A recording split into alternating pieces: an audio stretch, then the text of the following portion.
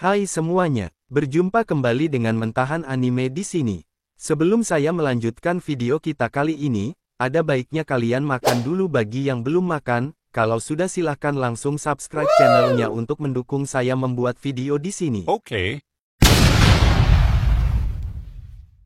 8 Fakta Tanjiro Kamado Kimetsu no Yaiba, sang tokoh utama.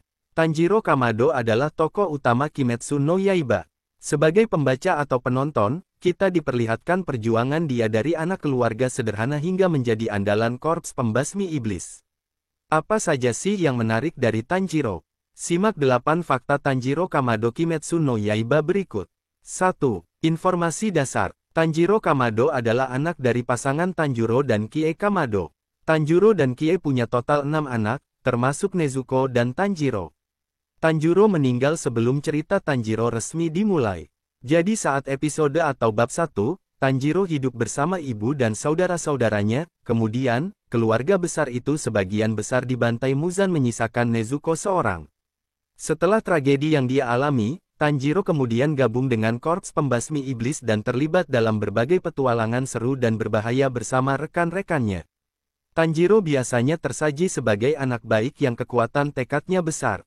Ia akan tetap mencoba meski dihadapkan pada latihan yang berat. Mulai dari latihan Urokodaki hingga kemudian latihan yang dibimbing para Hashira. 2. Sempat dilatih oleh hantu Wall. Tanjiro pernah dilatih oleh hantu, Sabito dan Makomo, arwah dari 2 murid Urokodaki, melatih Tanjiro. Pada akhirnya, Tanjiro bisa mengalahkan hantu Sabito plus memotong batu besar karena latihan rutin bersama duo ini. Tentunya, Tanjiro sempat tidak sadar kalau Sabito dan Makomo adalah hantu.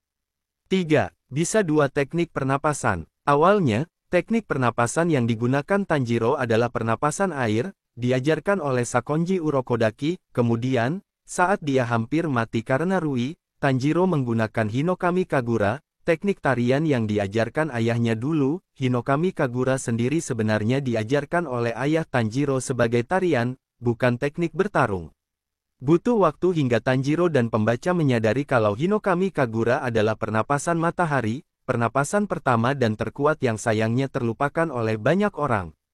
Tanjiro pun memiliki 2 teknik pernapasan, yang bisa dia manfaatkan sebagai ancaman untuk para iblis yang dia hadapi. 4. Pedang Nichirin miliknya berwarna hitam. Pedang Nichirin Tanjiro menjadi hitam saat dia genggam, namun, dalam situasi tertentu, seperti terkena darah Nezuko, bila pedang itu bisa menjadi merah, merah ternyata adalah warna terkuat dari pedang Nichirin, yang bisa dicapai dengan meningkatkan temperatur pada bilah. Semua warna, termasuk hitam, bisa menjadi merah bila si pengguna tahu cara mengaktifkannya, bahkan pada akhirnya Tanjiro pun bisa membuat pedangnya jadi merah tanpa bantuan Nezuko.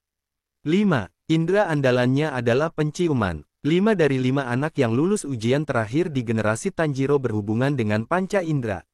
Zenitsu pendengarannya tajam, Kanao punya mata yang istimewa, Inosuke punya indra sentuh yang hebat. Genya kemampuannya berhubungan dengan mulut, di mana ia memperoleh kemampuan dengan memakan iblis. Kalau Tanjiro ini kemampuan istimewanya di penciuman. Penciuman Tanjiro tajam, dan kadang bahkan seperti bisa mencium emosi dari. 6. Yang pertama membangkitkan Demon Slayer Mark di generasinya. Demon Slayer Mark adalah tanda khusus yang muncul di tubuh seorang pembasmi iblis. Di generasi Tanjiro, Tanjiro adalah yang pertama membangkitkan tanda ini. Tanda itu bangkit di Red Light District. Setelah itu, para pembasmi iblis lain pun mulai memiliki tanda tersebut juga. Mulai dari Uzui, Mitsuri, Tokito, dan lain-lain. 7. Selamat dari pembantaian Muzan karena dia menginap di rumah Saburo dulu. Di bab 196, saat Muzan membantai keluarga Tanjiro, ia mengomentari kalau ternyata sulit membuat iblis yang kebal matahari. Muzan sendiri spesifik datang ke rumah keluarga Kamado tampaknya hanya dengan tujuan itu. Kalau misalnya Tanjiro di rumah, entah apakah dia akan mati atau jadi iblis seperti Nezuko. Kalau Tanjiro dan Nezuko sama-sama jadi iblis, mereka mungkin akan dibantai juga pada akhirnya oleh Giyu.